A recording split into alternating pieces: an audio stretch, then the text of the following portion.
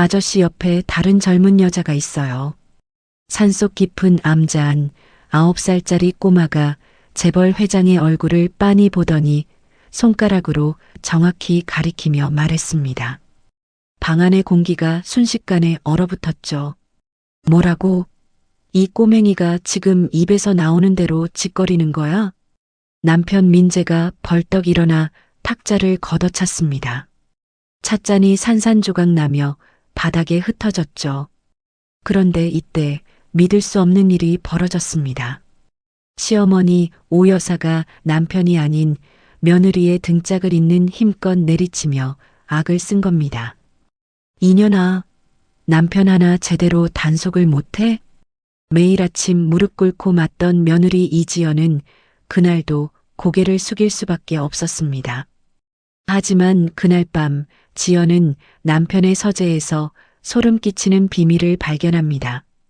자신을 정신병원에 강제로 집어넣고 재산을 빼앗으려는 계획, 그리고 수백 장의 미래 사진까지. 길거리로 내쫓기고 트럭에 깔려 죽을 뻔하고 모든 것을 잃었던 한 여자. 그 여자가 완전히 다른 얼굴로 돌아와 그들 앞에 섭니다. 9살 천재 소녀는 왜 그녀의 얼굴에서 호랑이를 보았을까요? 죽은 줄 알았던 며느리가 붉은 드레스를 입고 나타난 그날, 재벌 일가에게 무슨 일이 벌어졌을까요? 사연 시작하기 전에 구독과 좋아요 눌러주시고 지금 어디에서 듣고 계신지 댓글을 남겨주시면 그곳에 행운과 건강이 가득하길 바라겠습니다. 오늘의 사연 시작합니다. 산길을 따라 검은색 대형 세단 한 대가 천천히 올라가고 있었습니다. 차창 밖으로 짙은 안개가 소나무 사이를 기어다녔고 자갈길 위로 타이어가 지나갈 때마다 거친 소리가 차 안까지 울려 퍼졌죠. 뒷좌석 한가운데 오 여사가 입을 꾹 다문 채 앞만 노려보고 있었습니다. 검은 밍크 코트 위로 올린 턱이 한치의 흔들림도 없었고 왼편에 앉은 이지연은 무릎 위에 두 손을 꼭 쥐고 있었습니다. 손등 위로 퍼렇게 멍든 자국이 선명했죠. 오른편에 강민재는 창밖으로 고개를 돌린 채 연신 휴대전화만 만지작거렸습니다. 도착했습니다, 사모님. 운전기사가 차 문을 열자 축축한 흙냄새와 함께 낡은 암자가 눈앞에 펼쳐졌습니다. 기와 끝에서 이슬이 뚝뚝 떨어지고 있었죠. 오 여사가 먼저 차에서 내리더니 뒤도 돌아보지 않고 암자 쪽으로 걸어갔습니다. 뭘 꾸물거려. 안 내려? 민재가 귀찮다는 듯 한마디 내뱉고 차에서 내렸습니다. 지연은 떨리는 다리를 억지로 움직여 차 밖으로 발을 디뎠습니다.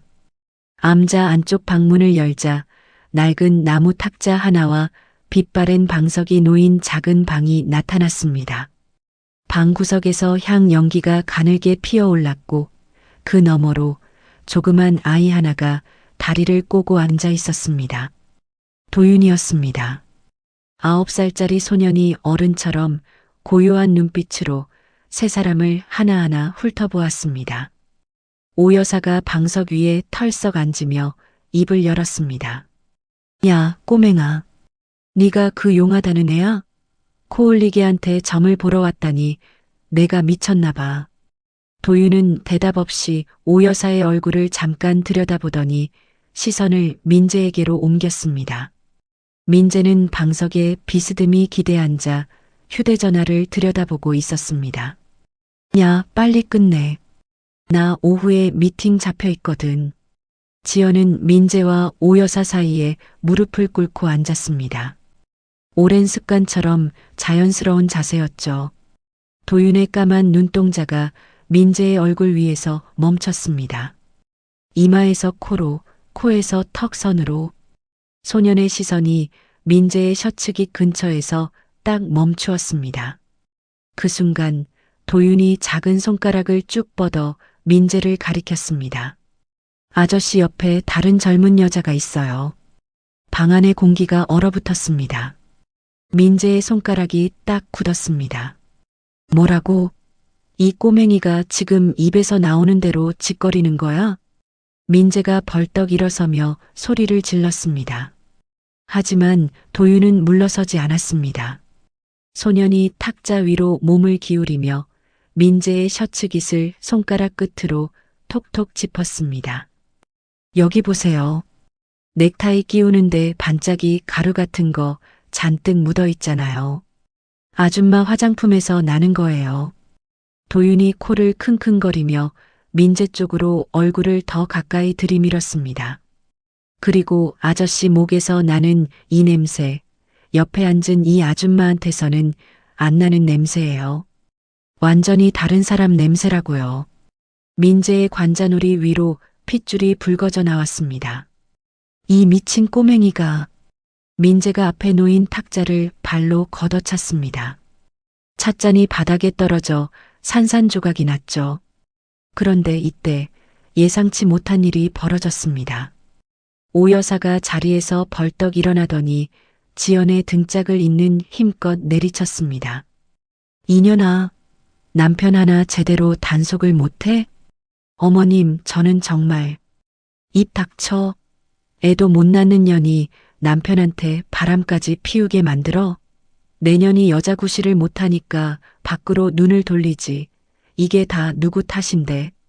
오 여사의 손바닥이 연달아 지연의 뺨을 후려쳤습니다.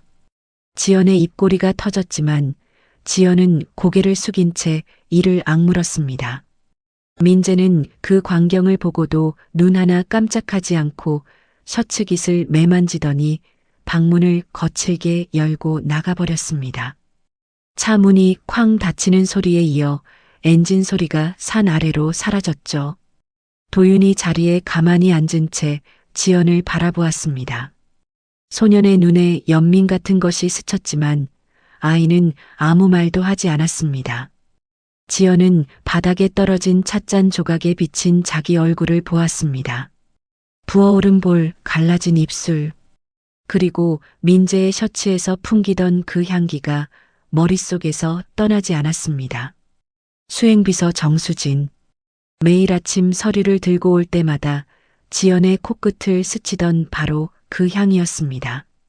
저택으로 돌아오는 차 안에서도 오 여사의 손길은 멈추지 않았습니다. 이것이 진짜. 오 여사가 지연의 머리채를 움켜쥐고 좌우로 흔들었습니다. 어머님, 제발이요. 머리카락이 빠져요. 빠지면 어때? 내년 대가리가 빠져야 정신을 차리지. 그 꼬맹이 앞에서 내가 얼마나 창피를 당했는지 알기는 알아? 지연은 흐트러진 머리카락 사이로 앞이 보이지 않았습니다. 뭔가 현관의 차가 멈추자 대문 앞에서 깎듯이 허리를 숙이며 기다리는 사람이 있었습니다. 정수진이었습니다. 어머님, 먼 길 오시느라 고생 많으셨습니다. 안으로 모시겠습니다. 수진이 환하게 웃으며 오 여사의 외투를 받아들었습니다. 지연은 부은 얼굴을 숙인 채 현관을 지나갔습니다. 그때였습니다. 복도를 돌아서는 순간 등 뒤에서 미세한 기척이 느껴져 지연이 발을 멈추었습니다. 광이 나는 대리석 기둥 표면에 수진과 민재의 모습이 희미하게 비쳤습니다. 수진이 민재를 올려다보며 눈을 맞추고 민재가 고개를 살짝 끄덕이자 수진의 입꼬리가 은밀하게 올라갔습니다. 지연은 보았습니다. 그날 새벽 시계가 3시를 가리켰습니다. 지연은 안방 문을 소리 없이 열고 맨발로 복도에 섰습니다. 민재의 서재 문 손잡이를 돌리자 잠기지 않은 문이 열렸습니다. 책상 서랍을 하나하나 열었습니다. 3번째 서랍 밑판을 들어 올리자 숨겨진 공간에서 검은색 구형 휴대전화가 나왔습니다. 전원을 누르자 비밀번호 입력창이 떴습니다. 생일, 결혼기념일 모두 틀렸습니다.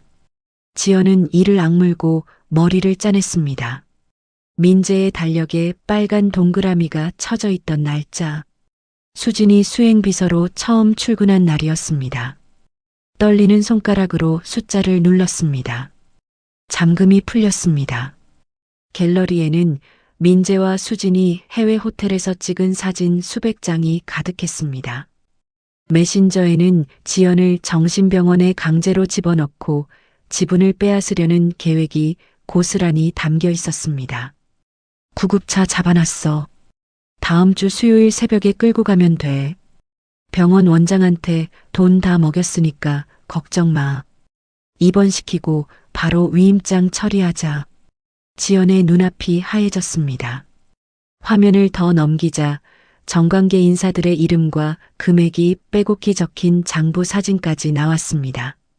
지연은 자신의 휴대전화를 꺼내 전송 버튼을 누르려 했습니다. 바로 그 순간 서재의 커다란 문이 소리 없이 열렸습니다. 민재가 서 있었습니다. 팔짱을 낀 채 입꼬리를 한쪽으로 올리고 지연을 내려다보고 있었죠. 어디서 쥐새끼처럼 기어들어와서 남의 물건에 손을 대? 민재가 천천히 다가왔습니다. 지연이 휴대전화를 등 뒤로 숨기려 했지만 민재의 손이 먼저 지연의 손목을 비틀어 낚아챘습니다. 이걸로 어디다 보내려고 했어? 응? 말해봐. 민재가 지연의 휴대전화를 높이 들어 올렸다가 대리석 바닥에 내리꽂았습니다. 화면이 갈라지며 파편이 사방으로 튀었습니다. 가만히 처박혀 있었으면 편하게 내보내줬을 텐데 왜 쓸데없이 머리를 굴려가지고. 민재의 손이 지연의 목을 움켜쥐었습니다. 지연의 입에서 끊어진 신음이 새어나왔고 시야가 좁아지기 시작했습니다. 서재 천장의 불빛이 점점 흐려지더니 지연의 고개가 축 늘어졌습니다. 민재가 손을 놓자 지연의 몸이 바닥에 쓰러졌습니다. 서재 바닥에 쓰러진 지연의 몸을 민재가 발끝으로 툭 걷어찼습니다. 여보세요, 나야. 지하 창고 문 열어놔. 지금 내려갈 테니까. 민재가 휴대전화를 귀에 대고 낮은 목소리로 말했습니다. 기절한 지연의 팔을 한 손으로 잡아 끌며 복도를 지나 지하 계단으로 내려갔죠. 축축한 곰팡이 냄새가 코를 찔렀습니다. 형광등 하나 없는 좁은 창고 안으로 지연의 몸이 내던져졌고 무거운 철문이 닫히는 소리와 함께 쇠사슬이 감기는 소리가 울렸습니다. 찰그랑. 그 소리가 지하 전체에 메아리 쳤습니다. 다음 날 아침 오 여사가 저택 앞 모든 고용인들을 거실에 불러 세웠습니다. 오늘부로 너희 전부 나가. 짐 싸서 1시간 안에 꺼져. 가정부가 눈을 동그랗게 뜨며 물었습니다. 사모님, 저희가 무슨 잘못을 물어? 내가 나가라면 나가는 거야. 한마디만 더 하면 퇴직금도 없어. 오 여사의 눈이 가늘어지자 아무도 입을 열지 못했습니다. 고용인들이 짐을 챙겨 하나둘 빠져나간 자리를 검은 양복의 덩치 큰 용역 직원들이 채웠습니다. 대문 앞, 정원, 복도 곳곳에 낯선 사내들이 자리를 잡았죠. 저택은 하루아침에 외부와 완전히 단절된 감옥이 되었습니다. 지하 창고 안 지연이 천천히 눈을 떴습니다. 시멘트 바닥의 냉기가 온몸을 파고들었고 어둠 속에서 자기 손조차 보이지 않았습니다. 목을 만지자 민재의 손자국이 부어올라 있었죠. 철문 아래 좁은 틈으로 플라스틱 쟁반 하나가 밀려 들어왔습니다. 쟁반 위에는 누렇게 변색된 밥덩이와 시큼한 냄새가 나는 국물이 담겨 있었습니다. 지연이 떨리는 손으로 밥을 한 숟갈 떴습니다. 혀에 닿는 순간 이상한 쓴맛이 퍼졌고 머리가 어지러질 돌기 시작했습니다. 뭘 넣은 거야, 이 음식에. 지연이 숟가락을 떨어뜨리며 중얼거렸지만 대답하는 사람은 없었습니다. 매일 아침 오 여사가 창고 앞에 내려왔습니다. 야, 이지연. 거기서 잘 지내고 있어? 오 여사가 철문을 손바닥으로 탕탕 두드리며 비웃었습니다. 어머님, 왜 이러시는 거예요? 제가 뭘 그렇게 잘못했다고. 잘못? 네가 한 잘못이 한두 가지야? 대를 이을 핏줄 하나 못 만들어낸 것부터가 죄야. 오 여사가 철문의 배식구를 열고 지연의 얼굴 쪽으로 침을 뱉었습니다. 더럽게 즐기네. 약 좀 먹었으면 얌전히 처박혀 있을 것이지. 오 여사의 구두 소리가 계단을 올라가며 점점 멀어졌습니다. 며칠이 지났습니다. 철문 밖에서 또각또각 낯익은 구두 소리가 들려왔습니다. 자물쇠가 풀리고 문이 열리자 환한 조명 아래 수진이 서 있었습니다. 화려한 꽃무늬 인부복을 입은 수진의 배가 볼록하게 솟아 있었고 한 손에는 초음파 사진이 들려 있었습니다. 수진이 창고 안으로 한 발 들어서더니 지연의 얼굴 앞으로 초음파 사진을 흔들었습니다. 언니, 이거 봐요. 우리 아기 사진이에요. 예쁘지 않아요? 지연이 시멘트 벽에 등을 붙인 채 수진을 올려다보았습니다. 수진아, 네가 어떻게 나한테 이럴 수 있어. 내가 널 믿고 곁에 뒀는데. 수진이 킥킥 웃으며 초음파 사진을 지연의 무릎 위에 던졌습니다. 믿긴 뭘 믿어요. 언니가 못하는 걸 제가 해드리는 거잖아요. 어머님이 그렇게 원하시던 손자를 제가 만들어 드릴 거예요. 수진이 볼록한 배를 쓰다듬으며 지연을 내려다보았습니다. 언니는 여기서 편히 쉬고 있어요. 위에선 제가 다 알아서 할 테니까. 철문이 다시 닫혔습니다. 어둠 속에서 지연은 무릎 위에 떨어진 초음파 사진을 움켜쥐었습니다. 손톱이 종이에 파고들어 찢어질 만큼 힘이 들어갔죠. 그로부터 이틀 뒤 지하 창고의 작은 환기구 너머로 빗소리가 들려왔습니다. 그리고 그 빗소리에 섞여 낯선 목소리가 희미하게 들렸습니다. 지연아, 지연아, 어디 있니? 지연의 심장이 멈추는 것 같았습니다. 친정어머니의 목소리였습니다.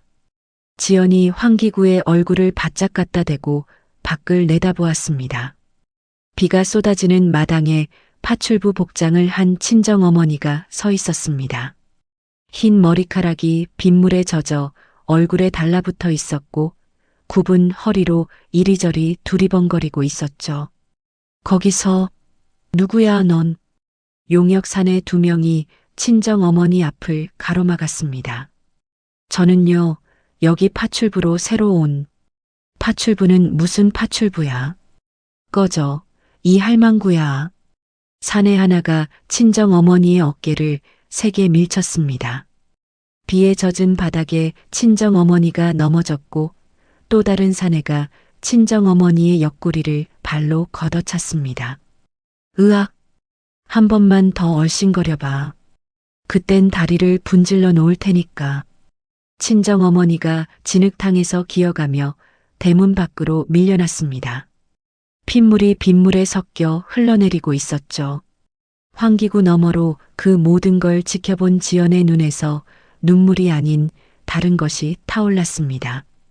이빨을 악물어 잇몸에서 피가 배어 나왔고 2 주먹이 시멘트 바닥을 내리쳤습니다. 그날 밤부터 지연은 밥그릇을 깨뜨렸습니다. 날카로운 도자기 조각 하나를 손에 쥐고 철문의 낡은 경첩을 긁기 시작했습니다. 손끝에서 피가 흘러 도자기 조각이 미끄러졌지만 지연은 멈추지 않았습니다. 매일 밤 배식구로 밀려오는 음식에는 손도 대지 않고 오직 경첩만 긁었습니다. 손가락 끝에 살같이 벗겨졌고 핏물이 쇠사슬 위에 마르고 또 마르기를 반복했죠. 같은 시각 민재는 서재에서 수진과 나란히 앉아 서류에 도장을 찍고 있었습니다. 이거면 지연이 명예 주식 전부 넘어오는 거지? 네, 오빠. 위임장이랑 인감도장 다 마쳤어요. 내일이면 페이퍼 컴퍼니로 전량 매각 완료해요. 수진이 서류를 가지런히 정리하며 민재의 팔에 제 얼굴을 기댔습니다. 구급차는 모레 새벽이면 와요. 그 전까지만 가둬두면 돼요. 민재가 수진의 머리를 쓸어내리며 고개를 끄덕였습니다. 하지만 그들은 몰랐습니다. 구급차가 도착하기 불과 4시간 전인 그 새벽 지연이 경첩의 마지막 나사를 끊어냈습니다. 녹이 쓴 경첩이 바닥에 떨어지며 둔탁한 소리를 냈고 철문이 비틀거리며 벌어졌습니다.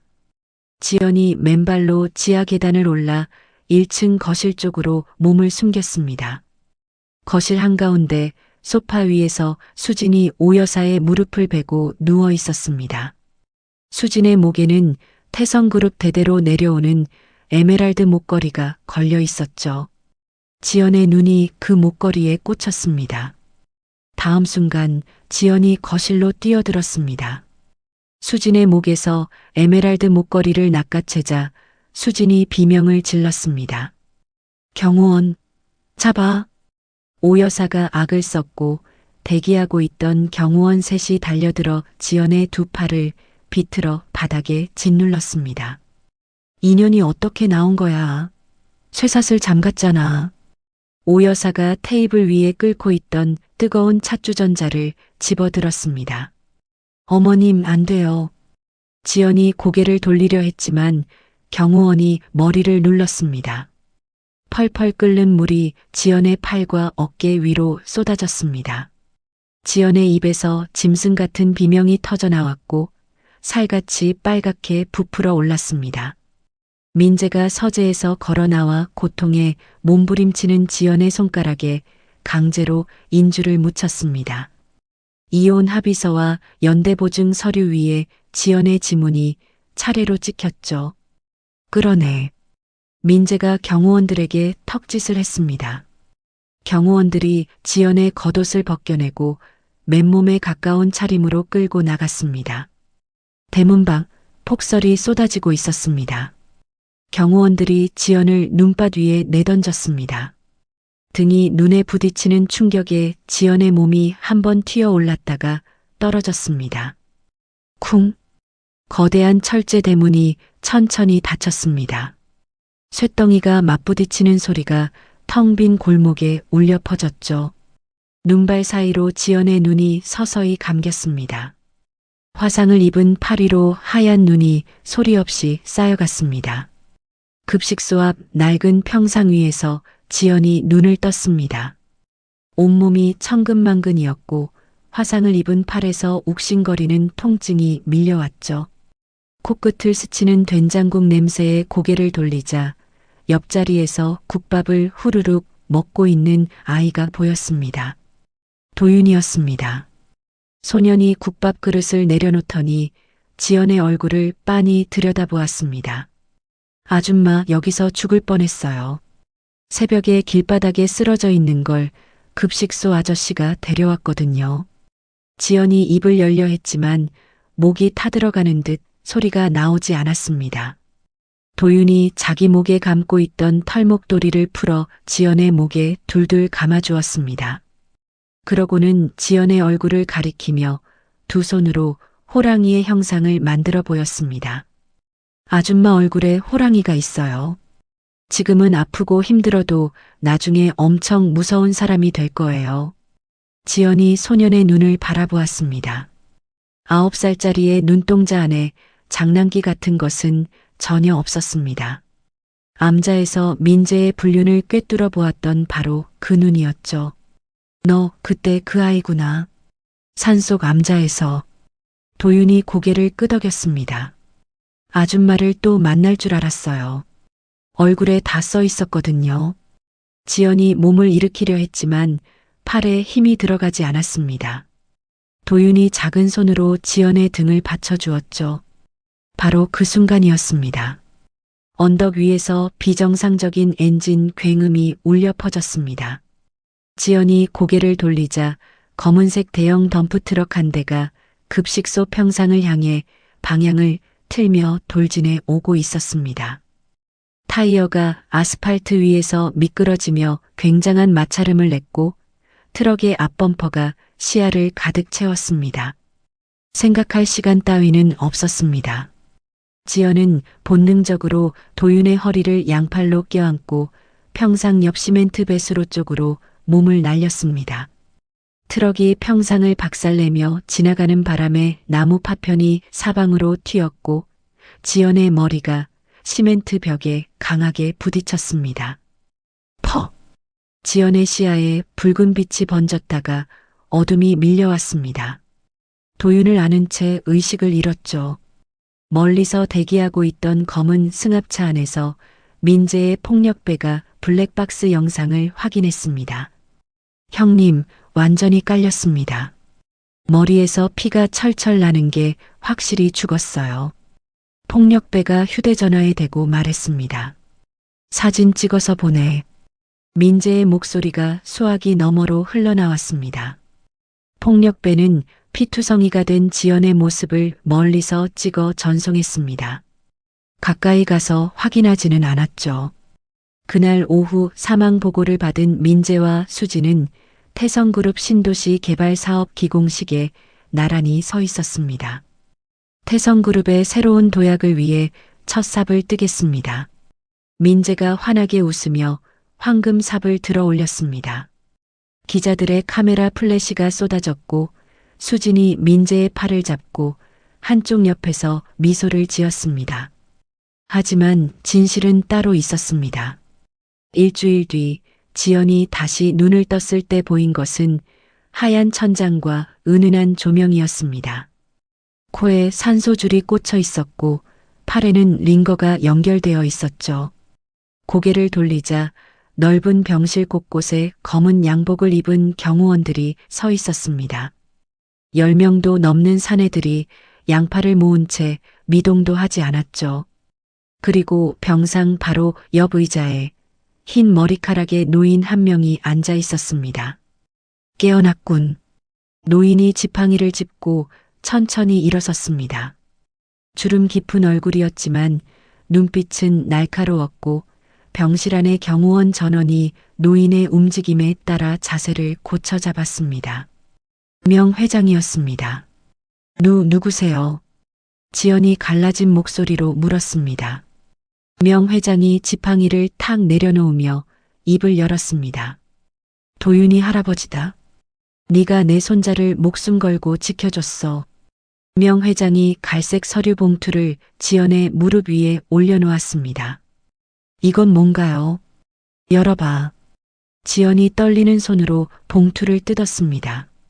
안에는 덤프트럭 운전자의 통화 내역, 민재의 비서실에서 나간 현금 인출 기록, 그리고 청부 의뢰 문자 캡처 화면이 들어 있었습니다.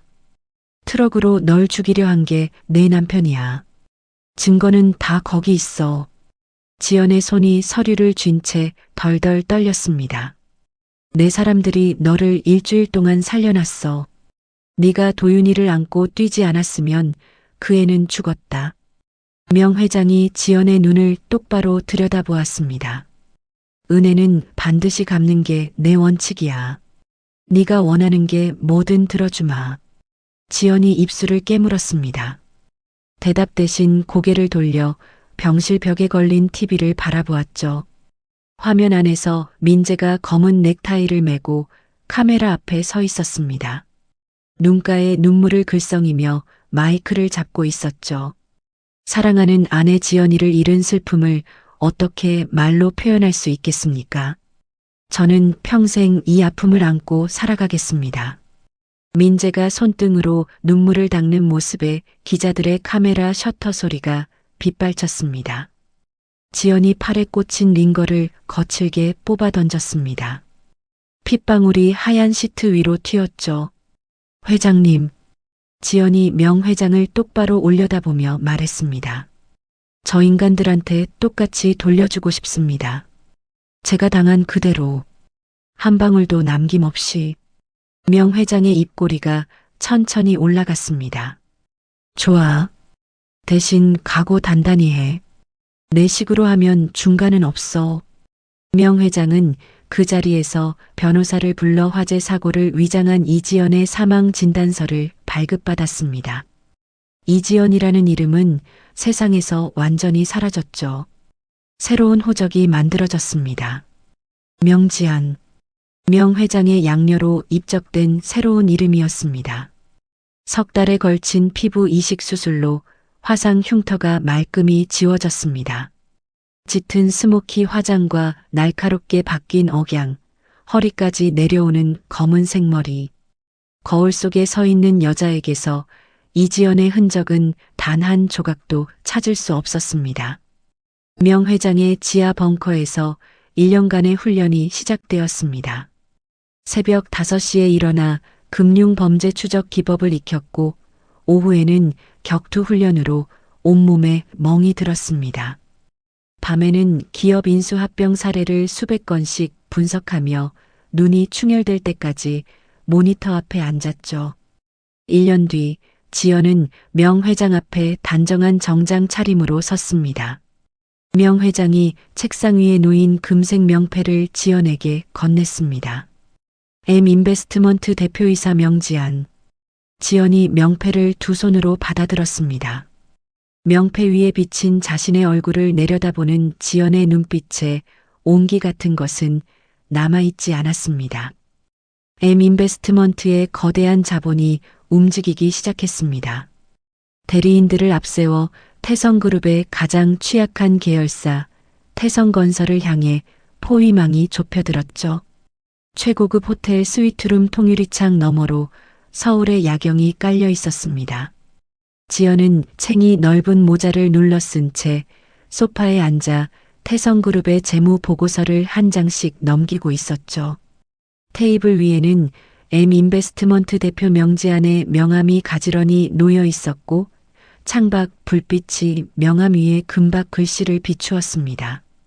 도윤이 소파 맞은편에 앉아 노트북 화면을 들여다보며 말했습니다. 누나, 이 사람 얼굴 좀 봐요. 태성건설 재무이사 사진인데 눈 밑에 검은 기운이 겹겹이 끼어 있어요. 도윤이 화면 속 재무이사의 얼굴을 손가락으로 짚었습니다. 도박이에요. 그것도 아주 깊이 빠져 있어요. 그리고 여기 입꼬리 주변에 배신의 기운이 있어요. 이 사람은 돈만 주면 누구든 팔아넘기는 사람이에요. 지연이 보고서를 내려놓으며 고개를 끄덕였습니다. 도박 빚에 허덕이는 재무이사라. 딱 좋은 먹잇감이네. 지연이 경호대장에게 고개를 돌렸습니다. 재무이사가 드나드는 곳 전부 털어. 도박장이든 술집이든 CCTV란 CCTV는 다 확보해. 사흘 뒤 지연의 정보팀이 확보한 영상이 스위트룸 대형 화면에 재생되었습니다. 불법 하우스 도박장의 CCTV 안에서 재무이사가 이마에 땀을 줄줄 흘리며 칩을 밀어내고 있었죠. 한 판에 수십억씩 잃으면서도 눈이 풀린 채 카드를 집어드는 모습이 선명했습니다. 회사 돈이야. 저거 전부 태성건설 자금이에요. 정보팀장이 보고했습니다. 지연의 입꼬리가 올라갔습니다. 이제 미끼를 던져야지. 지연은 대리인을 앞세워 자금난에 허덕이는 민재에게 접근했습니다. 민재의 서재에서 대리인이 서류를 내밀며 말했습니다. 회장님, M인베스트먼트에서 파격적인 조건의 대출을 제안합니다. 담보만 확보되면 금리는 얼마든지 낮춰드리겠습니다. 민재가 서류를 훑어보며 수진에게 물었습니다. EM인베스트먼트라는데 뭐 하는 곳이야? 최근에 갑자기 떠오른 투자사인데 뒤에 큰 손이 있다는 소문이에요. 자금력은 확실한 것 같아요. 수진이 태블릿을 넘기며 대답했습니다. 금리가 이렇게 낮다고? 무슨 속셈이 있는 거 아니야? 지금 우리한테 돈 넣어주겠다는 데가 여기밖에 없잖아요. 신도시 부지 담보로 넣으면 되니까 손해볼 건 없어요. 민재가 볼펜을 돌리며 잠시 생각하더니 서류 맨 아래에 서명을 긁적였습니다. 좋아. 일단 급한 불부터 끄자. 태성건설의 신도시 알짜 부지들이 하나둘 M인베스트먼트의 담보로 넘어가기 시작했습니다. 열흘 뒤 한밤중에 비밀 안가에 재무이사가 끌려왔습니다. 검은 봉투를 뒤집어 쓴 채 의자에 앉혀진 재무이사의 봉투가 벗겨지자 눈앞에 대형 화면이 켜져 있었습니다. 화면에는 자기 자신이 도박장에서 미친 듯이 칩을 밀어내는 모습이 재생되고 있었죠. 이건 재무이사의 얼굴이 하얗게 질렸습니다. 어둠 속에서 지연이 다리를 꼬고 앉은 채 입을 열었습니다. 태성건설 자금으로 도박한 거 얼마나 되지? 한 300억쯤? 그게 아니라. 거짓말하지 마. 전부 다 찍혀 있어. 지연이 리모컨을 눌러 화면을 바꾸었습니다. 이번에는 수진의 브로커, 남편과 재무이사가 나란히 앉아 서류에 도장을 찍는 장면이었습니다. 수진이 내 연남이랑 같이 횡령한 내역서도 여기 다 있어. 이거 검찰에 넘어가면 어떻게 되는지는 알지? 재무이사의 이가 딱딱 부딪히는 소리가 들렸습니다. 의자에서 미끄러지듯 바닥으로 내려온 재무이사가 지연의 발 앞에 무릎을 꿇었습니다.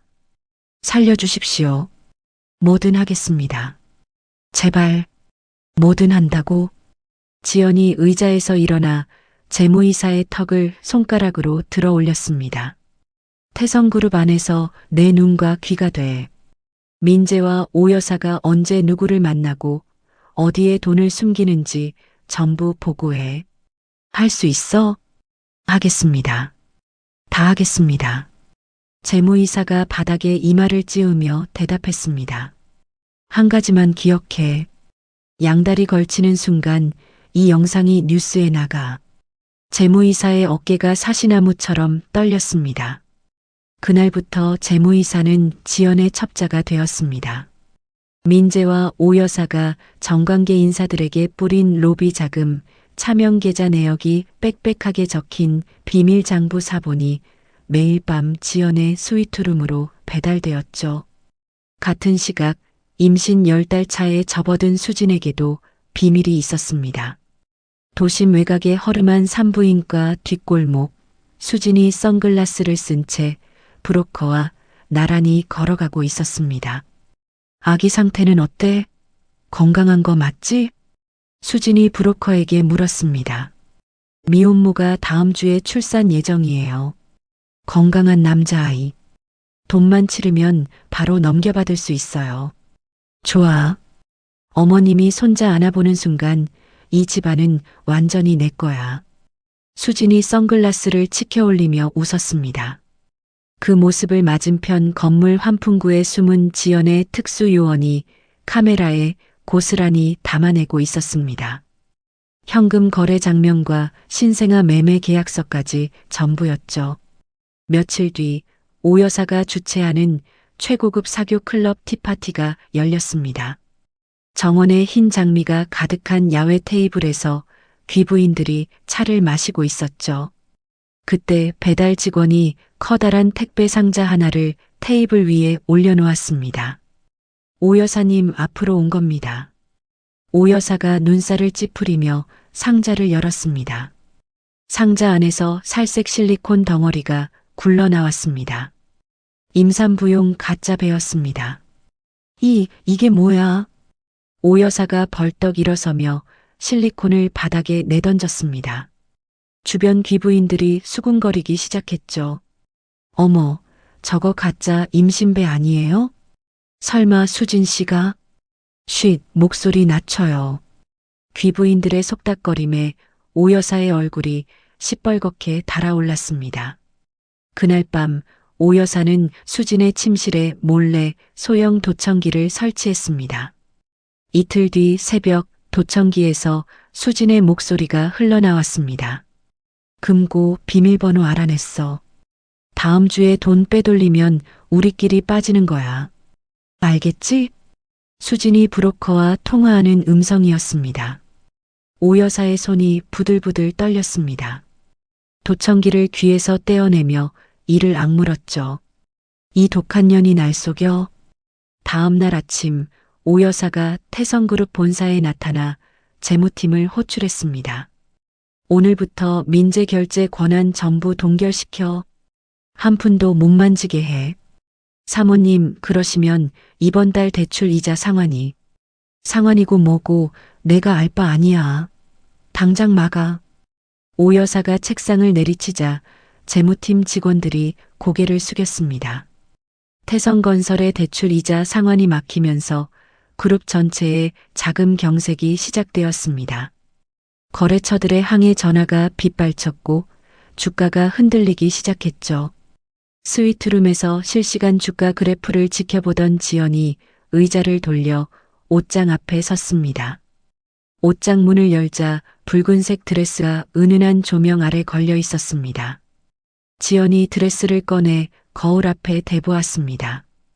거울 속에 비친 지연의 눈이 차갑게 빛났습니다. 이제 시작이야. 태성그룹 창립 기념일 파티가 열리는 그랜드 호텔 대연회장은 수백 명의 하객들로 가득했습니다. 크리스털 샹들리에 아래로 정장과 드레스 차림의 상류층 인사들이 샴페인 잔을 기울이고 있었죠. 단상 뒤편 초대형 스크린에는 태성그룹의 로고가 화려하게 빛나고 있었고 무대 양옆으로 경호원들이 도열해 있었습니다. 민재가 검은 턱시도를 입고 단상 위에서 마이크를 잡았습니다. 존경하는 내외 귀빈 여러분, 태성그룹의 35번째 창립기념일에 함께해 주셔서 감사합니다. 하객들이 박수를 쳤습니다. 단상 아래 첫 번째 테이블에 오 여사가 앉아 있었고 그 옆에 수진이 볼록한 배를 안은 채 미소를 짓고 있었죠. 하지만 오 여사의 눈빛은 차가웠습니다. 수진을 흘겨보는 오 여사의 입꼬리가 아래로 처져 있었죠. 바로 그때 대연회장 정문이 활짝 열렸습니다. 붉은색 드레스를 입은 여자가 무장 경호원 6명의 호위를 받으며 카페 뒤를 걸어 들어왔습니다. 짙은 스모키 화장에 챙이 넓은 모자를 살짝 눌러 쓴 지연이었습니다. 구두굽이 카펫을 찍을 때마다 또각또각 소리가 연회장에 울렸고 하객들의 시선이 일제히 지연에게 쏠렸습니다. 저분이 누구야? M인베스트먼트 대표 명지안이래. 요즘 재계에서 난리라던 그 사람? 웅성거림 사이로 지연이 단상 앞까지 걸어왔습니다. 민재가 마이크를 쥔 채 눈살을 찌푸렸습니다. 실례지만 지금 누구 허락을 받고. 지연이 민재의 말이 끝나기도 전에 단상 계단을 올라 마이크를 가져갔습니다. 태성그룹 관계자 여러분, 좋은 저녁입니다. M인베스트먼트 대표 명지안입니다. 지연이 손가락으로 리모컨을 눌렀습니다. 단상 뒤 초대형 스크린에 등기부등본이 화면 가득 떠올랐습니다. 화면에 보이시는 것은 태성건설의 핵심 담보부지 등기부등본입니다. 신도시 사업의 알짜 땅들이죠. 지연이 화면을 가리키며 말을 이었습니다. 이 부지들의 현재 소유자는 태성그룹이 아닙니다. 전부 M인베스트먼트 명의로 넘어왔습니다. 연 회장이 술렁였습니다. 뭐라고? 민재의 얼굴이 하얗게 질렸습니다. 대출 담보로 넣은 부지인데 상환 기한을 넘기셨잖아요. 약정대로 소유권이 이전된 겁니다. 회장님께서 직접 서명하신 서류예요. 민재가 마이크를 빼앗으려 손을 뻗었지만 지연의 경호원이 한 발 앞으로 나서며 막아섰습니다. 아직 안 끝났어요. 지연이 리모컨을 다시 눌렀습니다. 스크린 화면이 바뀌었습니다. 어두운 골목에서 수진이 브로커에게 돈다발을 건네는 장면이 재생되었습니다. 이어서 수진이 미혼모의 갓난아이를 안아드는 장면이 선명하게 나타났죠. 저거. 오 여사가 자리에서 벌떡 일어났습니다. 정수진, 이게 대체 뭐야? 수진의 얼굴이 사색이 되었습니다. 어머님, 이건 조작이에요. 저를 모함하려고. 닥쳐. 가짜 배까지 차고 다니면서 나를 속인 거야, 인연이. 오 여사가 테이블을 넘어 수진에게 달려들었습니다.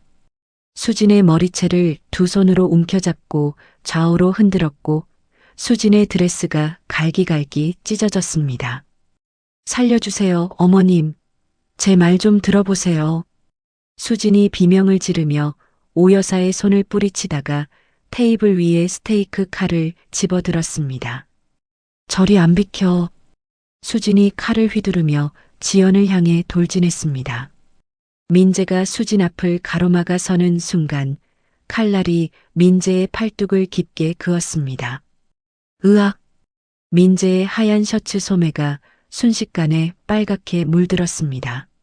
경호원들이 달려들어 수진을 바닥에 눌렀죠.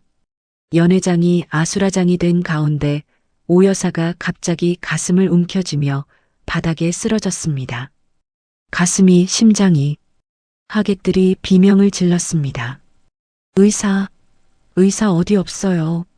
지연이 손가락을 튕기자 대기하고 있던 의료진 2명이 오 여사에게 달려가 심전도 측정기를 가슴에 부착했습니다. 삐.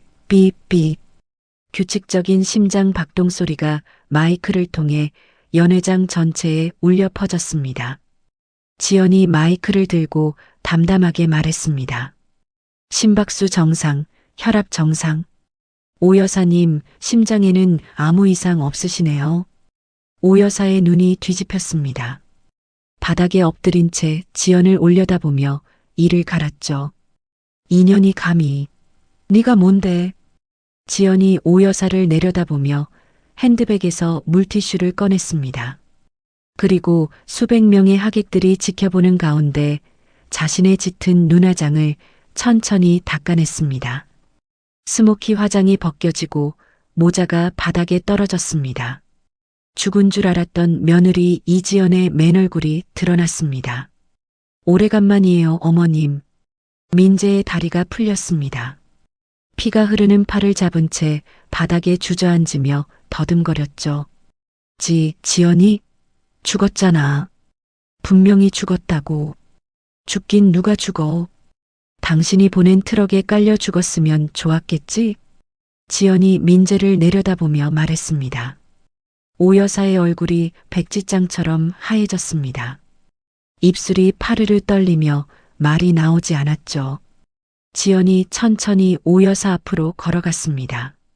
바닥에 엎드려 있는 오 여사의 얼굴 바로 앞 카펫에 펄펄 끓는 뜨거운 찬물을 들이부었습니다. 치. 뜨거운 물이 카펫에 스며들며 증기가 올라왔고 오 여사가 화들짝 놀라 뒤로 기었습니다. 기억나세요, 어머님? 제 팔 위에 끓는 물 부으시던 거. 그 맛이 어떤 건지 이제 아시겠어요? 오 여사의 입에서 신음이 새어나왔습니다. 다음 날 아침 주식시장이 열리자마자 태성그룹의 주가가 하한가를 쳤습니다. 분노한 채권단이 본사 로비를 점거하며 오너 일가의 퇴진을 요구했죠. 자정 무렵 지연의 펜트하우스 현관벨이 울렸습니다. 문을 열자 민재가 서 있었습니다. 붕대로 감은 팔에서 핏물이 배어 나와 있었고 구겨진 셔츠에 넥타이도 없었습니다. 민재가 현관 대리석 바닥에 무릎을 꿇더니 이마를 바닥에 찧었습니다. 지연아, 제발. 한 번만 봐줘. 내가 잘못했어. 다 내가 잘못한 거야. 꿀꿀. 민재의 이마에서 피가 배어 나왔습니다. 지연이 차가운 눈으로 민재를 내려다보다가 발끝으로 민재의 어깨를 밀어냈습니다. 어디서 무릎을 꿇어. 역겨워. 지연이 테이블 위에서 서류 한 부를 집어 민재의 앞에 던졌습니다. 내 사임서랑 오 여사 지분 전량 포기 서류야. 도장 찍어. 이걸 찍으면 우리한테 남는 게 아무것도 없지. 내가 당한 만큼도 안 돼. 민재의 눈에 핏발이 섰습니다. 무릎을 꿇고 있던 민재가 갑자기 몸을 일으켜 지연의 목을 향해 달려들었습니다. 이 미친년이. 민재의 손이 지연의 목에 닿기 직전 등 뒤에 서 있던 경호원이 전기 충격기를 민재의 옆구리에 꽂았습니다. 지지직. 민재의 몸이 경련을 일으키며 바닥에 쓰러졌습니다. 침을 흘리며 눈알이 뒤집힌 민재의 손에 지연이 직접 인주를 묻혀 서류 위에 지장을 찍었습니다. 다음 날 지연은 강제 집행 인력을 대동하고 태성 저택 앞에 섰습니다. 대문이 열리고 민재와 오 여사가 알거지 차림으로 끌려 나왔습니다. 오 여사가 대문 밖 길바닥에 내팽개쳐지며 울부짖었습니다. 이 집은 내 집이야. 내 집이라고. 지연이 닫히는 철제 대문 너머로 말했습니다. 이제 아니에요, 어머님. 쿵. 대문이 닫혔습니다. 빈민가 골목 끝자락 반지하 단칸방의 형광등이 지직거리며 깜빡였습니다. 곰팡이 냄새가 코를 찔렀고 벽 곳곳에 물이 새어 얼룩이 번져 있었죠. 오 여사가 얼룩진 이불 위에 앉아 벽을 노려보고 있었습니다. 불과 한 달 전까지 밍크 코트를 걸치고 샹들리에 아래서 차를 마시던 여자의 모습은 어디에도 없었습니다. 민재가 구석에 쪼그리고 앉아라면 국물을 들이켰습니다. 붕대를 감은 팔에서 아직도 피가 배어 나왔죠. 엄마, 이러고 있을 거야? 그년한테 다 뺏기고 이 꼴로 살 거냐고. 오 여사가 천천히 고개를 돌렸습니다. 눈빛이 형광등 불빛 아래서 차갑게 번뜩였죠. 닥쳐. 내가 이대로 죽을 것 같아? 오 여사가 이불 밑에서 낡은 수첩 한 권을 꺼냈습니다. 수첩을 펼치자 빼곡한 숫자와 이름들 사이에 은행 대여금고 번호가 적혀 있었습니다. 혹시 몰라서 남의 이름으로 따로 챙겨둔 게 있어. 민재가 라면 그릇을 내려놓으며 눈을 크게 떴습니다. 뭐야, 비자금이 남아있다고? 금괴하고 현금이야. 이 정도면 한 판 더 버릴 수 있어. 오 여사가 수첩을 품에 넣으며 자리에서 일어났습니다. 다음 날 새벽 오 여사는 모자를 깊이 눌러쓰고 도심 외곽의 은행 대여금고를 찾아갔습니다. 금고 문을 열자 금괴 여러 개와 현금 다발이 빼곡히 들어차 있었죠. 오 여사가 금괴를 하나 집어들며 중얼거렸습니다. 이지연, 네가 판을 뒤집었으면 나는 판째로 엎어버리마. 그날 밤 도심의 고급 일식집 밀실에서 오 여사가 맞은편에 앉은 남자에게 금괴가 든 가방을 밀었습니다. 검찰 고위 간부였습니다. 이게 다 뭡니까, 오 여사? 들어보고 판단해. M인베스트먼트라는 회사가 있어. 그 뒤에 명 회장이라는 노인네가 있고. 오 여사가 앞으로 몸을 기울이며 목소리를 낮췄습니다. 그놈이 불법 도박 자금으로 태성을 강탈한 거야. 과거에 살인 교사도 저질렀고 이걸로 압수수색 영장 하나 떼줘. 검찰 간부가 금괴를 만지작거리며 입맛을 다셨습니다. 증거가 있어야 영장이 나오죠. 증거는 내가 만들어줄 테니까 걱정 마. 서류 위조할 사람은 내 쪽에서 붙여줄게. 검찰 간부가 금괴를 가방째 자기 쪽으로 끌어당기며 고개를 끄덕였습니다. 깔끔하게 해드리죠. 이틀 뒤 아침 중무장한 검찰 수사관 수십 명이 태성그룹 본사와 M인베스트먼트에 동시에 들이닥쳤습니다. 압수수색 영장이다. 전원 자리에서 일어나지 마. 수사관들이 사무실 문을 걷어차며 쏟아져 들어왔습니다. 서버실의 컴퓨터들이 뜯겨나갔고 금고가 열리며 장부가 상자째 실려나갔죠. M인베스트먼트 사무실에서 영장을 받아든 명 회장의 손이 부들부들 떨렸습니다.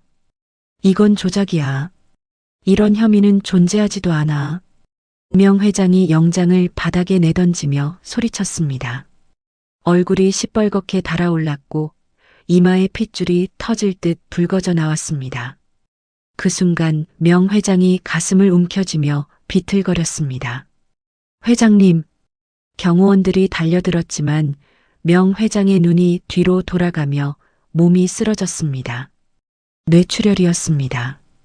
구급차 사이렌이 울리며 명 회장이 중환자실로 실려갔습니다.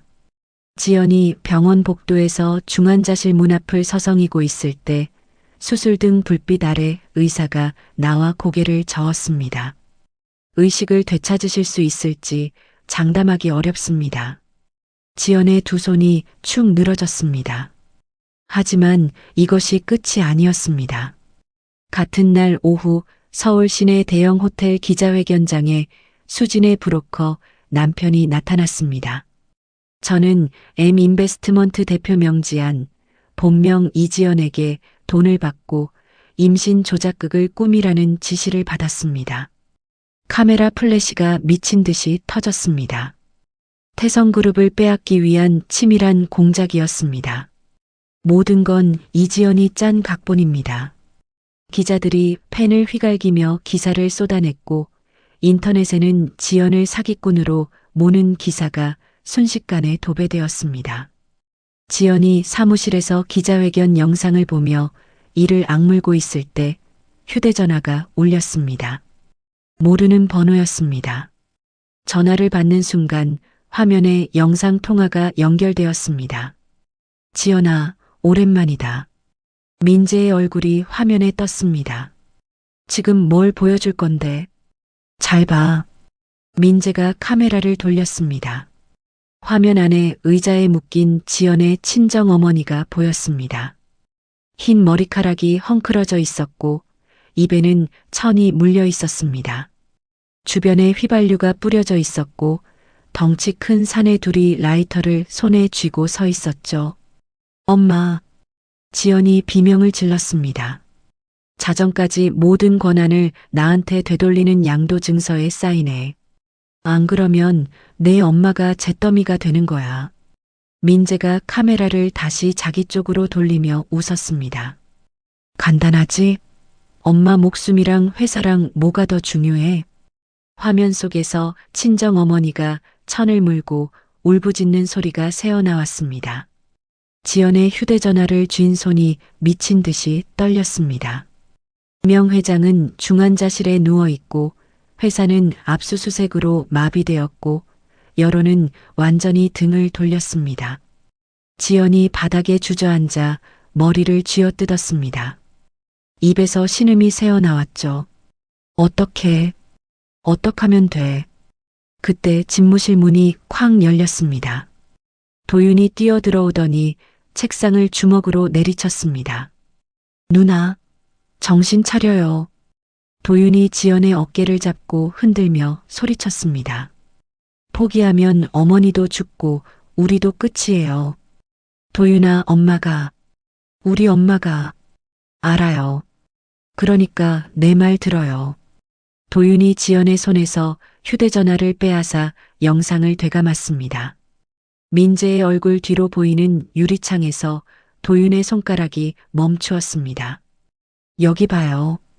유리창에 붉은색 타워 크레인이 비쳐요. 저건 동쪽 외곽에 있는 폐건 조장이에요. 도윤이 화면을 확대하며 말했습니다. 그리고 누나, 거기에 엄마만 있는 게 아니에요. 도윤의 눈이 매섭게 빛났습니다.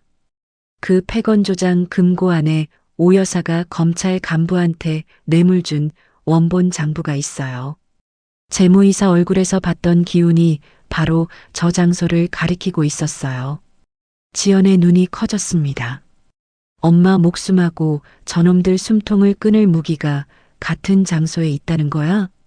네. 지금 가면 둘 다 잡을 수 있어요. 지연이 눈물을 손등으로 거칠게 닦아냈습니다. 바닥에서 일어나 경호대장에게 고개를 돌렸습니다. 헬기 준비해. 지금 당장. 명 회장의 전술 헬기가 야간 하늘을 가르며 동쪽 외곽으로 날아갔습니다. 프로펠러 소리가 귀를 찢었고 헬기 안에서 지연이 방탄조끼를 입으며 경호대장에게 물었습니다. 건조장까지 얼마나 남았어? 7분이면 도착합니다. 도착하자마자 섬광탄 먼저 터뜨려. 엄마가 안에 묶여 있으니까 총기는 최후 수단으로만 써. 지연이 창밖을 내다보았습니다. 어둠 속에서 붉은색 타워 크레인의 윤곽이 서서히 모습을 드러냈죠. 도윤이 짚어낸 바로 그 장소였습니다. 저기에요, 누나. 도윤이 창에 얼굴을 바짝 갖다 대며 가리켰습니다. 헬기가 건조장 상공에서 선회하자 지상의 폭력배 2명이 올려다보며 소리를 질렀습니다. 뭐야, 헬기잖아. 보스한테 연락해. 하지만 이미 늦었습니다.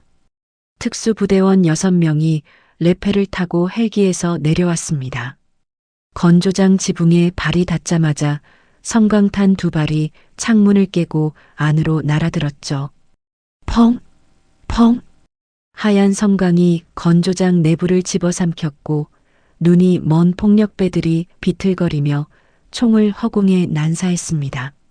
특수부대원들이 출입구를 뚫고 안으로 진입했습니다. 좁은 통로에서 폭력배 넷과 부딪혔고 주먹과 팔꿈치가 뒤엉키는 육탄전이 벌어졌습니다. 뼈가 부러지는 소리와 비명이 콘크리트 벽에 부딪혀 울렸죠. 지연은 헬기에서 뛰어내려 건조장 옆문으로 돌아갔습니다. 발로 녹슨 철문을 걷어차자 경첩이 뜯기며 문이 안으로 쓰러졌습니다. 안쪽에서 연기 냄새가 밀려왔습니다. 바닥에 뿌려진 휘발유에 불이 붙어 화염이 벽을 타고 올라가고 있었죠. 엄마 어디야? 지연이 연기 사이로 뛰어들었습니다. 화염이 천장까지 번진 방 한가운데 의자에 묶인 친정어머니가 보였습니다. 머리카락이 그을려 있었고 얼굴이 그을음으로 까맣게 변해 있었죠. 엄마. 지연이 화염을 뚫고 달려가 친정어머니의 밧줄을 손으로 잡아 뜯었습니다. 손바닥이 밧줄에 쓸려 피가 났지만 멈추지 않았습니다. 지연아, 우리 딸. 친정어머니가 천이 풀린 입으로 울먹였습니다. 엄마 말하지 마. 지금 나갈 거야. 밧줄이 끊어지자 지연이 친정어머니를 업었습니다. 천장에서 불붙은 목재가 떨어져 바로 옆 바닥에 부딪혔지만 지연은 고개를 숙이고 출구를 향해 달렸습니다. 건조장 밖에 대기하고 있던 방탄 차량의 문이 열렸고 지연이 친정어머니를 뒷좌석에 눕혔습니다. 엄마 괜찮아. 이제 괜찮아. 지연이 친정어머니의 그을린 머리카락을 쓸어내리며 말했습니다. 친정어머니가 지연의 손을 꼭 잡았죠. 네가 살아있었구나. 우리 딸이 살아있었어. 엄마 미안해. 더 빨리 못 와서 미안해. 지연의 눈에서 눈물이 떨어졌지만 곧바로 손등으로 닦아냈습니다. 아직 끝난 게 아니었습니다. 같은 시각 건조장 안쪽 사무실에서 재무이사가 철제 가방을 끌어안고 뒷문으로 뛰어나왔습니다. 선착장에 대기시켜둔 밀항선을 향해 전력 질주하고 있었죠. 빨리 배 출발시켜. 재무이사가 숨을 헐떡이며 선착장을 향해 내달렸습니다. 그때 방탄 차량 한 대가 선착장 입구의 철제 울타리를 들이받으며 돌진해 왔습니다. 울타리가 찢어지며 차량이 재무이사의 코앞에서 급정거했습니다. 재무이사의 다리가 풀리며 바닥에 주저앉았습니다. 차 뒷문이 열리고 도윤이 내렸습니다. 소년이 재무이사를 내려다보더니 건조장 지붕 위를 손가락으로 가리켰습니다. 아저씨, 위 봐요. 재무이사가 고개를 들었습니다. 건조장 지붕 난간에 검은 옷을 입은 저격수 2명이 엎드려 있었고 빨간 레이저 포인트가 재무이사의 이마 위에서 떨리고 있었습니다. 저 사람들 민재가 보낸 거예요. 아저씨가 장부 들고 튀면 죽이라고 시켜놓은 거예요.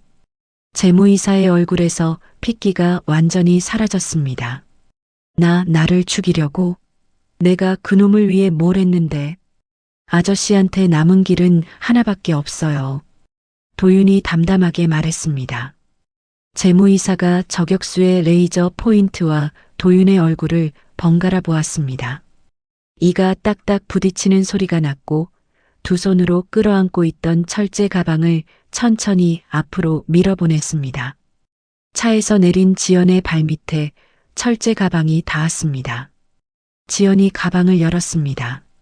안에는 오 여사가 검찰 간부에게 건넨 뇌물거래 내역과 수천억 원대의 불법 비자금 원본 장부가 빼곡히 들어 있었습니다. 지연의 입꼬리가 올라갔습니다. 됐어. 이거면 충분해.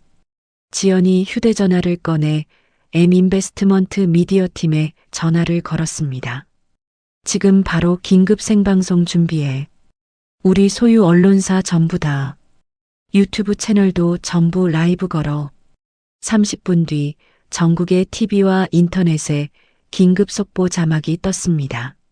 생방송 화면에 오 여사가 일식집 밀실에서 검찰 간부에게 금괴를 밀어주는 CCTV 영상이 재생되었습니다. 이어서 비자금 원본 장부의 내용이 한 장씩 화면에 공개되었죠. 정관계 인사들의 이름, 계좌번호, 입금 날짜가 만천하에 드러났습니다. 화면 하단에는 태성그룹 하청업체 피해자, 가족들의 증언 영상이 연속으로 흘러나왔습니다. 남편이 태성건설 현장에서 죽었는데 보상금 한 푼 못 받았어요. 아버지가 과로로 쓰러졌는데 산재 처리도 안 해줬습니다. 여론이 완전히 뒤집혔습니다. 특검 수사대가 즉시 결성되었고 방송이 나가는 도중에 검찰 간부의 사무실 문이 부서졌습니다. 긴급 체포합니다. 손 위로 올리세요. 수사관들이 검찰 간부의 양팔을 뒤로 꺾어 수갑을 채웠죠. 빈민가 단칸방에서 생방송을 보던 민재의 얼굴이 하얗게 질렸습니다. 끝났어. 끝났다고. 민재가 중얼거리며 쓰레기 봉투에 남은 현금을 마구 쑤셔 넣었습니다. 뭘 멍하게 서 있어. 빨리 짐 싸. 지금 당장 나가야 돼. 오 여사가 민재의 등을 밀치며 소리쳤습니다. 두 사람은 어둠을 틈타 골목을 빠져나가 훔친 트럭을 몰고 외곽의 허름한 항구로 달렸습니다. 항구에 도착하자 미랑 브로커의 낡은 낚싯배 한 척이 물 위에 흔들리고 있었습니다. 빨리 타. 시간 없어. 브로커가 손짓했습니다. 좁은 선착장 계단에 오 여사와 민재가 동시에 발을 디뎠습니다. 그 순간 오 여사가 뒤에 선 민재의 가슴팍을 두 손으로 세게 밀었습니다. 민재가 균형을 잃고 진흙탕에 나뒹굴었습니다. 엄마, 지금 뭐 하는 거야? 나부터 타야 돼. 비켜. 오 여사가 아들을 밟고 지나가려는 순간 사방에서 서치라이트가 일제히 켜졌습니다. 항구 전체가 대낮처럼 환해졌고 경찰 특공대원들이 총구를 겨누며 포위망을 좁혀왔습니다. 꼼짝 마. 손 머리 위로. 진흙탕에 엎드린 민재와 선착장 계단에 선 오 여사가 동시에 수갑이 채워졌습니다. 헬기에서 내린 지연이 선착장 위에 섰습니다. 수갑을 찬 채 진흙투성이로 끌려가는 민재가 고개를 돌려 지연을 올려다보았습니다. 지연아, 제발. 지연은 대답하지 않았습니다. 차가운 눈으로 민재와 오 여사의 비참한 뒷모습을 내려다볼 뿐이었죠. 오 여사가 경찰차에 실리기 직전 고개를 돌려 지연을 향해 악을 썼습니다. 이지연, 이게 끝인 줄 알아? 두고 봐, 이년아. 지연이 팔짱을 낀 채 한마디만 내뱉었습니다. 끝이에요, 어머님. 진짜로.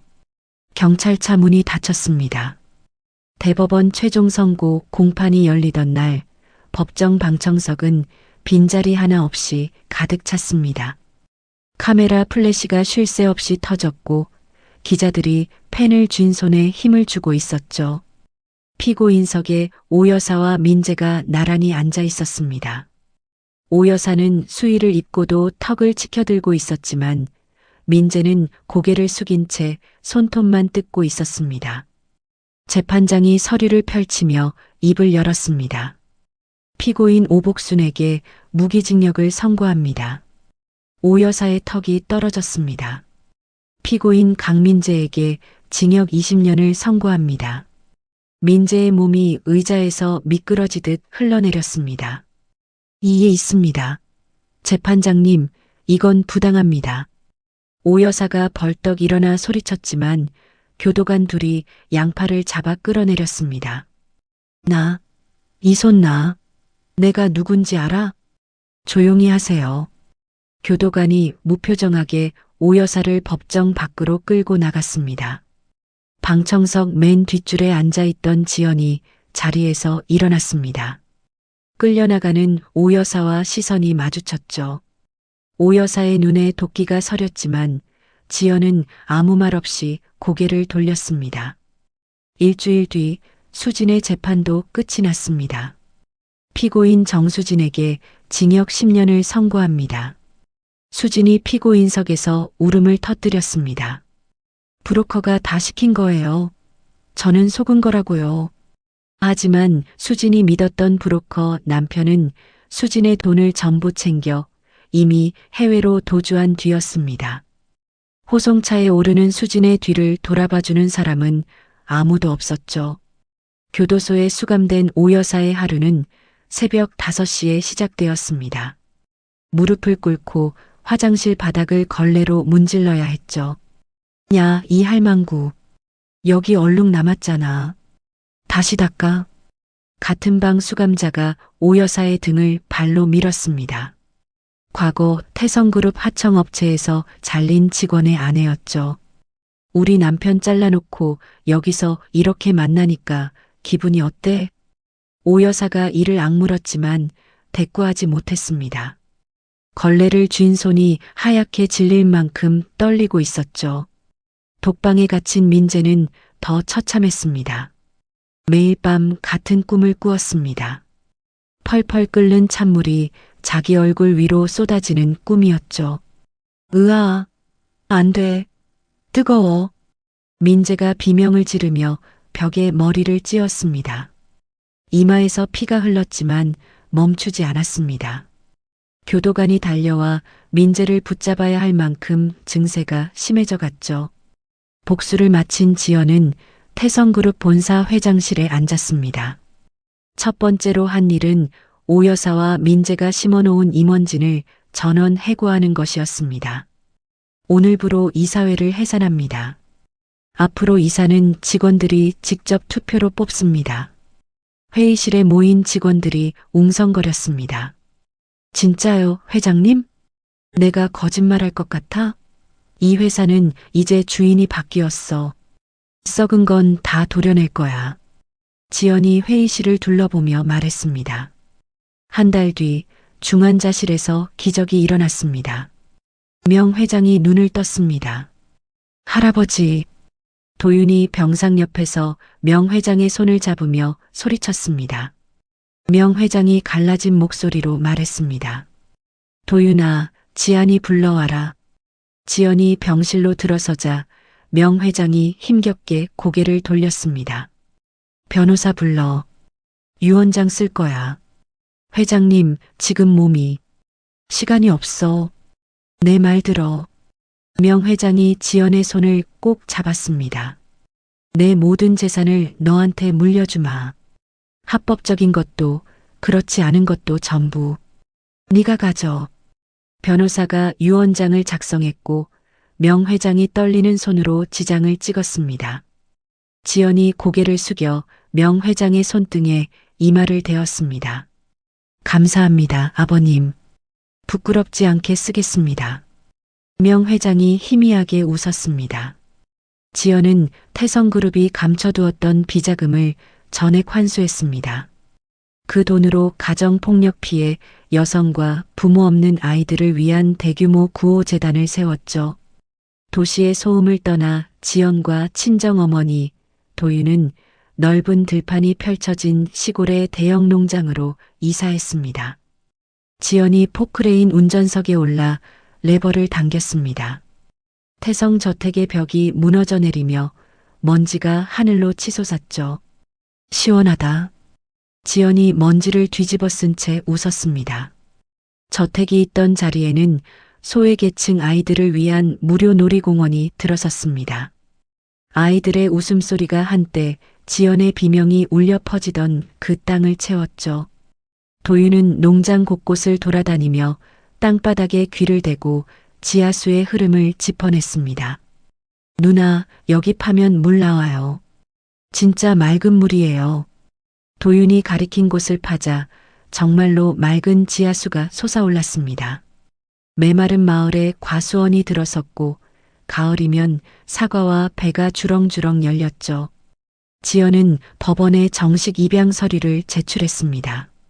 판사가 서류를 확인하며 물었습니다. 명지한 씨, 도윤군을 정식으로 입양하시겠습니까? 네. 제 아들로 삼겠습니다. 도윤이 법정에서 지연의 손을 꼭 잡았습니다. 누나, 아니 이제 엄마라고 불러도 돼요? 지연의 눈시울이 붉어졌습니다. 그래, 엄마라고 불러. 십수년의 세월이 흘렀습니다. 훤칠한 청년으로 성장한 도윤이 글로벌 경제포럼의 단상에 섰습니다. 수천 명의 세계적인 기업가들이 객석을 가득 메우고 있었죠. 오늘 소개할 분은 아시아 최고의 기업인이자 제 어머니인 명지한 회장입니다. 도윤이 무대 옆을 바라보며 손을 내밀었습니다. 지연이 단상 위로 걸어 나왔습니다. 붉은색 정장을 입은 지연의 눈빛에는 차가움 대신 단단한 자신감이 담겨 있었습니다. 제가 이 자리에 서기까지 많은 일이 있었습니다. 바닥을 치고도 더 내려갈 곳이 없다고 생각한 순간이 있었습니다. 지연이 객석을 천천히 둘러보았습니다. 하지만 포기하지 않았습니다. 제 옆에 손을 잡아준 사람이 있었으니까요. 도윤이 무대 위에서 어머니를 바라보며 환하게 웃었습니다. 행사를 마치고 시골 농장으로 돌아온 지연이 마당에 서서 멀리를 바라보았습니다. 커다란 참나무 아래에서 백발이 된 친정어머니가 흔들의자에 앉아 있었고 도윤이 바비큐 화로 앞에서 고기를 뒤집으며 웃고 있었습니다. 엄마, 어머니, 고기 다 됐어요. 도윤이 손을 흔들었습니다.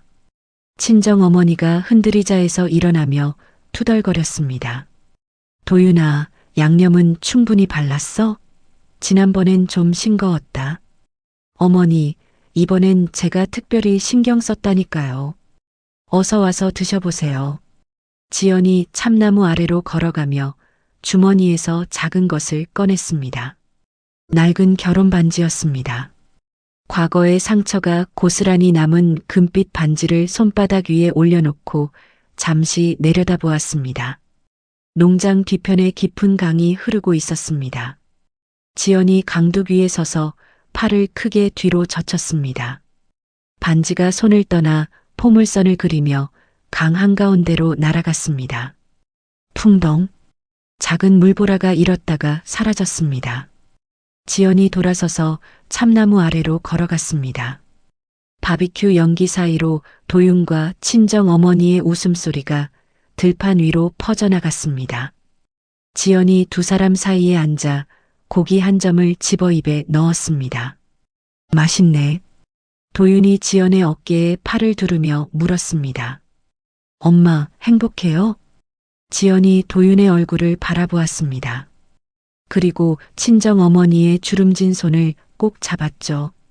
응, 행복해. 참나무 잎사귀 사이로 햇살이 쏟아져 내렸습니다. 매일 아침 무릎을 꿇고 맞으면서도 참았던 한 여자가 있었습니다. 남편의 배신, 시어머니의 학대, 한겨울 길거리에 내쫓기는 수모까지 견뎌야 했죠. 세상은 이지연이 죽었다고 믿었습니다. 하지만 지연은 살아있었습니다. 바닥을 치고도 더 내려갈 곳이 없다고 생각한 그 순간 작은 손 하나가 지연의 목에 털목도리를 감아주었습니다. 9살짜리 소년 도윤이 지연의 얼굴에서 호랑이를 보았던 그날 지연의 두 번째 인생이 시작되었죠. 사람은 무너질 때 진짜 모습이 드러난다고 합니다. 민재는 아내를 죽이려 했고 오 여사는 친아들을 진흙탕에 걷어찼습니다. 수지는 거짓 임신으로 안주인 자리를 꿰차려 했고 결국 모두가 자기 손으로 자기 무덤을 팠습니다. 반대로 지연은 무너진 자리에서 다시 일어섰습니다. 목숨을 걸고 도윤을 구했고 불길 속에서 어머니를 업고 뛰었습니다. 복수를 끝낸 뒤에는 자신처럼 짓밟힌 사람들을 위해 손을 내밀었죠. 오늘 이야기가 전하는 한 가지가 있다면 끝까지 포기하지 않으면 반드시 기회가 온다는 것입니다. 지연에게 도윤이 나타났던 것처럼 진심으로 버티는 사람 곁에는 반드시 손을 잡아주는 사람이 나타납니다. 여기까지 긴 이야기 들어주셔서 진심으로 감사드립니다. 오늘 이야기가 마음에 드셨다면 구독과 좋아요 한 번씩 꾹 눌러주시고 주변에 힘든 일을 겪고 계신 분이 있다면 이 이야기를 함께 나눠주세요. 댓글로 오늘 이야기에서 가장 마음에 남았던 장면을 남겨주시면 하나하나 소중히 읽겠습니다. 항상 건강하시고 오늘 하루도 웃음 가득한 하루 보내시길 바랍니다.